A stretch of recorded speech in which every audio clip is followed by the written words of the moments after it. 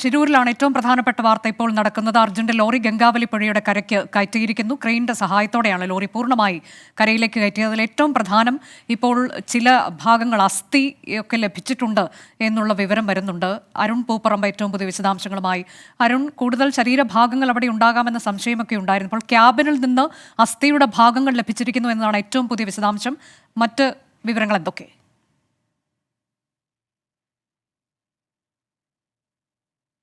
ഇപ്പോൾ ലോറി പൂർണ്ണമായും കരയിലെത്തിച്ച ശേഷം നിലവിൽ ഇപ്പോൾ ഈ ക്യാബിൻ ഭാഗം വേർപെടുത്തുന്നതിന് വേണ്ടിയിട്ടുള്ള ശ്രമങ്ങളാണ് ഇവിടെ നടന്നുകൊണ്ടിരിക്കുന്നത്. അതിനുവേണ്ടി 2 ക്രെയിനുകളിലായി വീണ്ടും ഈ ഇരുമ്പ് വടങ്ങൾ അതിൽ ഹുക്ക് ചെയ്തിട്ട് അത് ലോക്ക് ചെയ്തിട്ടുണ്ട്. അത്തരം നടപടികളിലേക്കാണ് പോകുന്നത്. ഇപ്പോൾ ജിതിൻ കൂടി നമ്മോടൊപ്പം ഒരിക്കൽ കൂടി ചേരുകയാണ്. ജിതിൻ, ഇപ്പോൾ 72 ദിവസത്തിന് ശേഷം ഇപ്പോൾ ഈ ലോറി പുഴയിൽ നിന്ന് ഉയർത്തിയിരിക്കുകയാണ്. അതിൽ നിന്നും കൂടുതൽ ശരീരഭാഗങ്ങളൊക്കെ ലഭിക്കുന്നുണ്ട് എന്നുള്ളതും പറയുന്നുണ്ട്. കൂടുതൽ പരിശോധന അവിടെ ആവശ്യമാണെന്ന് തോന്നുന്നു. തീർച്ചയായിട്ടും ആ ക്യാബിൻ മുഴുവൻ പൊളിച്ചു മാറ്റേണ്ട ഒരു ആവശ്യകത നിലനിൽക്കുന്നുണ്ട്. ഇനിയും നമുക്ക് ഭാഗങ്ങൾ കിട്ടാനുണ്ടെന്നാണ് ഞാൻ മനസ്സിലാക്കുന്നത്. അത് മുഴുവനായിട്ട് പൊളിച്ചു കഴിഞ്ഞതിന് ശേഷമേ, അതുകൂടാതെ തന്നെ അവൻ അവസാനമായി ഉപയോഗിച്ച സാധനങ്ങളെല്ലാം അതിലുണ്ടാകാനുള്ള സാധ്യതയും ഉണ്ട്. അപ്പോൾ അതൊക്കെ ഉണ്ടെങ്കിൽ നമുക്ക് റിക്കവർ ചെയ്തെടുക്കേണ്ട ആവശ്യമുണ്ട്. പരിശോധനയിൽ കടക്കും എന്നാണോ പോലീസ് നിങ്ങളെ അറിയിച്ചത്? അതിലെല്ലാം ചെയ്യുന്നതാണ്. ഞാൻ കളക്ടറായിട്ട് ബന്ധപ്പെട്ടിരുന്നു, SP ആയിട്ട് എല്ലാം ബന്ധപ്പെട്ടിരുന്നു. അപ്പം അവരത് പറഞ്ഞിട്ടുണ്ട്, എല്ലാം ചെക്ക് ചെയ്യുന്നുള്ള ഉറപ്പ് വരുത്തിയിട്ടുണ്ട്. അതോടൊപ്പം തന്നെ ഈ DNA പരിശോധന ഫലം എപ്പോഴത്തേക്ക് കിട്ടും എന്ന കാര്യത്തിലൊരു SP ഇപ്പോൾ നേരത്തെ അല്പം മുന്നേ തന്നെ വിളിച്ചിട്ടുണ്ടായിരുന്നു. അദ്ദേഹം പറഞ്ഞത് മാക്സിമം സ്പീഡിൽ തന്നെയാണ് ഇത് ചെയ്യുന്നത്. ഞങ്ങളോട് കാർവാറിലേക്ക് വരാൻ പറഞ്ഞിട്ടുണ്ട്. ചിലപ്പോൾ ഇവിടുത്തെ ഈ നടപടി കഴിഞ്ഞതിന് ശേഷം കാർവാറിലേക്ക് വരാൻ പറഞ്ഞിട്ടുണ്ട്. ബാക്കി നമുക്ക് അവിടെ നിന്ന് സംസാരിക്കുന്നതാണ് പറഞ്ഞത്. അദ്ദേഹം ഒരുപക്ഷെ ഇന്നോ അല്ലെങ്കിൽ പരമാവധി നാളെ, അതിലപ്പുറം പോകാൻ സാധ്യത കുറവാണ്. പരമാവധി നാളെ. അങ്ങനെയാണെങ്കിൽ നാളെ ലഭിച്ചു കഴിഞ്ഞാൽ നാളെ തന്നെ നാട്ടിലോട്ട് കൊണ്ടുപോകാൻ പറ്റുന്ന രീതിയിലാണോ? അങ്ങനെയാണ് കരുതുന്നത്. ഇന്ന് രാത്രിയെങ്കിലും ആയി കിട്ടിയാൽ അത്രയും ഭാഗ്യം എന്ന് കരുതുന്നു. നോക്കട്ടെ, നമുക്ക് എന്തായാലും വെയിറ്റ് ചെയ്തല്ല. നമ്മൾ ഈ നാളെയും കൂടി ഇന്നും കൂടി വെയിറ്റ് ചെയ്യാൻ മതി. കുറേ ദിവസത്തിന് ശേഷമുള്ള കാത്തിരിപ്പിനൊടുവിൽ ലോറി ഉയർത്താൻ കഴിഞ്ഞു. എന്തെങ്കിലും ഒരു സന്തോഷമോ സമാധാനമോ നമ്മളെ സംബന്ധിച്ചിടത്തോളം ഇല്ലെങ്കിൽ പോലും അതിനൊരു ഒരു പരിസമാപ്തി. അതെ, ഇതിനെല്ലാം ഞാൻ പറഞ്ഞല്ലോ, നേരത്തെ പറഞ്ഞ പോലെ എല്ലാത്തിനും ഒരു ഉത്തരമാണ് ഇത്. ഒരുപാട് പേരുടെ പ്രയത്നത്തിൻ്റെ ഭാഗമായിട്ട് തന്നെയാണ് ഇത്.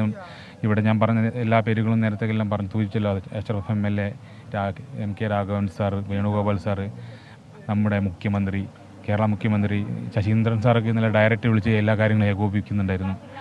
അതുപോലെ തന്നെ ഇവിടുത്തെ ഗവൺമെൻറ്, സിദ്ധരാമയ്യ സാറെല്ലാം ആ രീതിയിലുള്ള ഉറപ്പെല്ലാം നമുക്ക് തന്നു. ഇവിടുത്തെ സതീഷ് സേൽ MLA ഒരിക്കലും വിട്ടുപോകാൻ പറ്റാത്തൊരു പേരാണ്.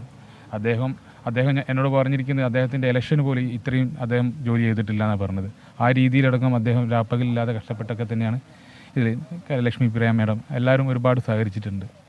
അതിനൊക്കെ ഭാഗമായിട്ട് തന്നെയാണ് നമുക്ക് ഇന്നലെ ലോറി ഉയർത്താൻ സാധിച്ചത്. അനുജ, അത്തരത്തിൽ ജിതിനാണ് ഇപ്പോൾ സംസാരിച്ചത്.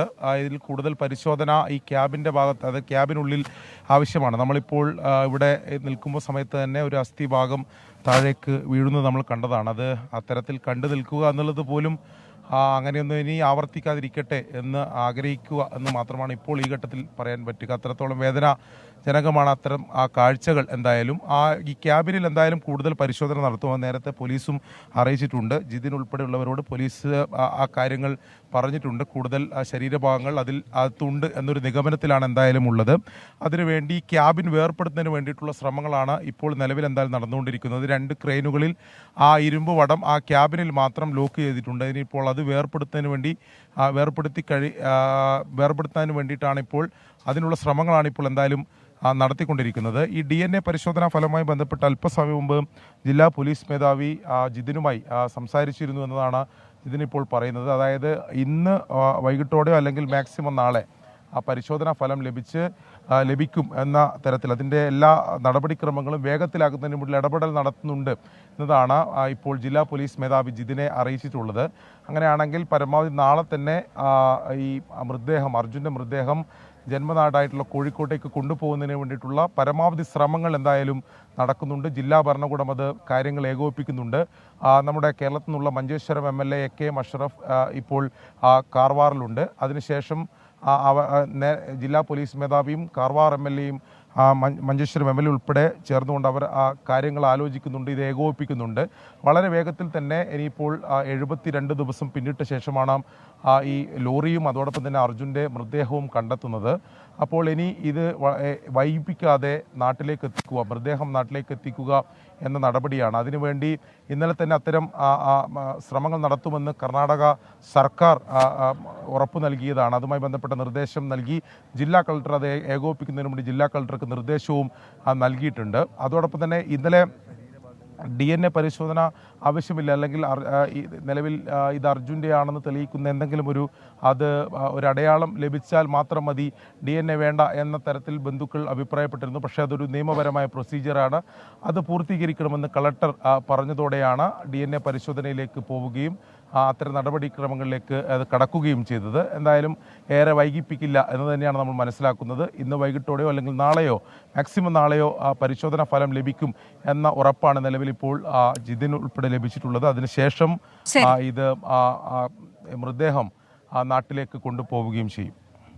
കരയ്ക്ക് കയറ്റിയ അർജന്റ് ട്രക്കിൽ നിന്നാണ് ഇപ്പോൾ അസ്ഥിയുടെ ഭാഗങ്ങൾ കണ്ടെടുത്തത്. കൂടുതൽ പരിശോധനകൾ നടത്തുന്നു. ക്യാബിൻ കേന്ദ്രീകരിച്ചുള്ള പരിശോധനയാണ്, ക്യാബിൻ വേർപെടുത്തിയുള്ള പരിശോധനയിലേക്കാണ് നിലവിൽ അവിടെ നടക്കുന്ന പരിശോധനയാണ് നടക്കുന്നത്. അവിടെ 2 വടങ്ങൾ ക്യാബിനിൽ ലോക്ക് ചെയ്തിട്ടുണ്ട്. അങ്ങനെ ക്യാബിൻ വേർപെടുത്തിയാൽ കൂടുതൽ ശരീരഭാഗങ്ങൾ അല്ലെങ്കിൽ അസ്ഥിയുടെ ഭാഗങ്ങളൊക്കെ കിട്ടുമെന്നുള്ളതാണ് നിലവിലുള്ള നിഗമനം.